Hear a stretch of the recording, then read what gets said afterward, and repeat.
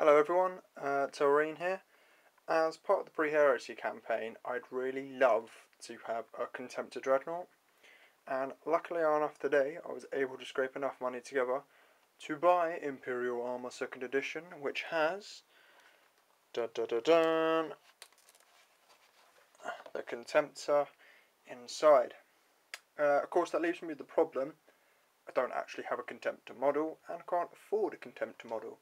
So I needed to work out a way I could build a Contemptor Dreadnought out of normal GW plastic kits. Now over the next couple of videos, I hope to do it in 3 parts. I'm going to show you how I've personally converted one of these, being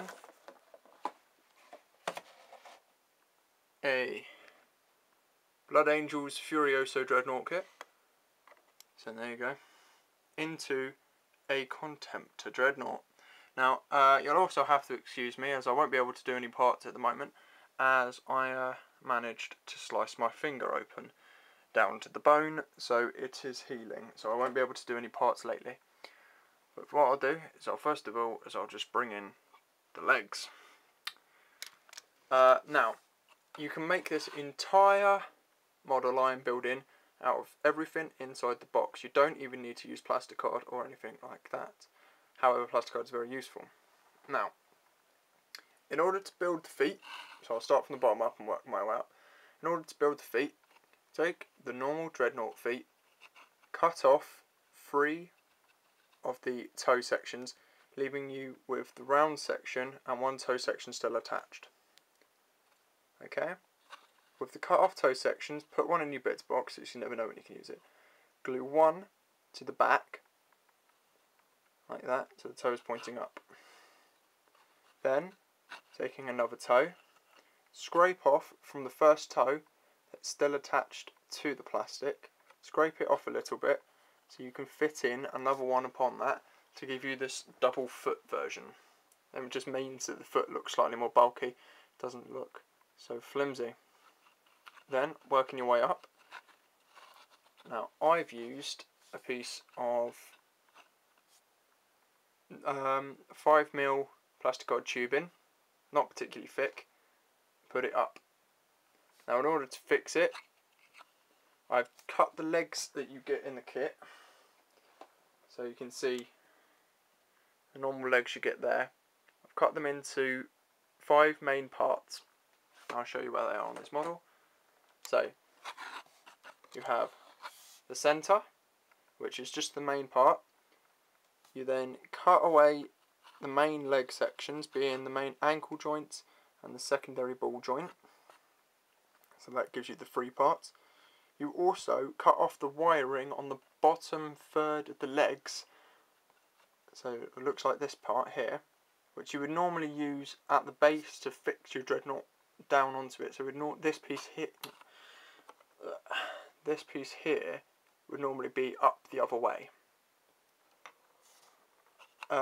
Take the small round section that you've now cut up. It would be the round section you'd normally fit into the round base of the foot, and stick that in, and that will then give you a base upon which you can stick the plasticard tube in. Now I know this isn't going to be the best kind of tutorial because I'm not really good at doing tutorials, so this is how I've done it, and you guys can take ideas. In order to build the shin armour, take the dread plates that you actually get in the box, give them a bend in a little bit at the edge, so heat them up a bit and bend them in the centre. Then take a piece of plasticard, fit it inside and bring it down. Doesn't matter how far you want to bring it down, depends how far you want to build the armour variant. Now, I'm going to be bulking this out so it'll be flush, or I might do it like the iron pattern Dreadnoughts you can get today, but I think those ones are pretty self-explanatory. Bend in the plasticard into the Dreadnought leg and then you can stick that one in. The knee pads you actually get in the Furioso box. They're the arm plates. You just need to scrape one of them off, or you can leave the skull. The problem is I've glued them the other way up, so they look like they lock into the base knee plate. Excuse me, I just need to move my arm because it's hurting a bit. When you get to the top, when you get to these pieces here, use my pencil where is it? When you get to the section here, glue it the other way around. It would normally be the main bulk piece would be here, and that piece would be there. But because this piece is slightly smaller, it fits well into the main control point. What I did with the control point is cut away all the excess wiring, like the special wiring detail you get, and cut into where you can see these round parts here, hollow out just behind them. Also means then you've got a better place to stick, and I'll be expanded upon that in part 2 hopefully, depending how long it takes that for Hill. If you've got any questions, then you can feel free to ask at any time. Now the wiring detail I cut off originally, I've then used to stick back underneath, which is kind of tied in the two parts once again. I've also used the main half of a burst cannon arm that you get in the tower box. So there's the front of the burst cannon. Luckily, with a little bit of heat, you can bend it around. Cut off the part where it attaches to the arm of the battle suit. You're left with that, and it looks kind of like wiring and cabling. So it looks kind of cool. So that's what the legs are looking like now. This is what the body's looking like.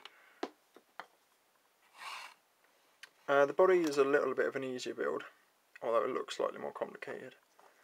For the main build, take the normal base, the engine block and the arm block, because you're going to need to do a little bit of trimming.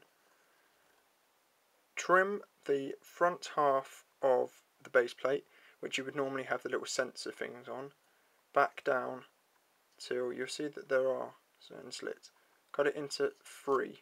So you see 1 groove, 2 groove, 3 grooves. So you use the 3 grooves. So 1 groove, 2 groove, 3 grooves. Cut it back to the main circle point because you'll be filling this in. I've used the Librarian front plate from the kit because it's the only one with a hollow head that's not a fixed head, so I can put another helmet inside there. With the arms, I'm not sure if you can tell. Once again, cut it off. You can see the main plate normally comes around here and comes down. Cut it off about 2 blocks in, so you go gap, block, cut it down. Cut it down all the way around the round, and then glue that into place normally. Engine block you don't need to do anything into, just glue it in. Now you might notice that there are things on the end. With the Furioso kit you get 2 different hand add-ons for the claws or for the fingers. Now you can use either one you want, depending on how you want. I've used the 4-way because I'll be using the other 4-way as to make the fingers. Sand those down a little bit so you get an angle on them, so you can see that that's not completely straight in comparison to the other piece. And it just means that when you put the arms in, like you would do with normal Dreadnought, because these are just push in, pull out, instead of being magnetised like in the normal Contemptor, and all you need to do is just push them and pull them out. And it also means that you get a good angle when you put them in, so they don't look just flat. As for doing the main curves, you'll be amazed what you can do with sprue. If you just slightly heat sprue, even when in just warm water, and bend it really slowly, you can start building out the main carapace. I know it's slightly more round than what the other one's going to be, but this is going to be my iron pattern Contemptor, which is going to be the first pattern Contemptor, because I have the first Legion, so we would have the first of everything. So, on top, if I hold that on there, at the moment it's looking a little top heavy, but once I've sorted out the main body it should look pretty good. Height wise, it's about the right height. If I get a model, this guy's slightly leaning down anyway, so that's where the Contemptor is. It's about twice the size of a normal Space Marine. So a normal Dreadnought's about 1.5 the size of a Space Marine. This is 2 times, so it's about the right size. I plan to pin this instead of magnetising it for ease of transport, but like I said, that all depends on how this heals. Okay guys, so that's part 1 of how to build a Contemptor. Tell me if it helps. If it's a bit rubbish, then tell me. what do you think of the Contemptor, and wish my finger good luck. And I will talk to you soon, guys. See you later.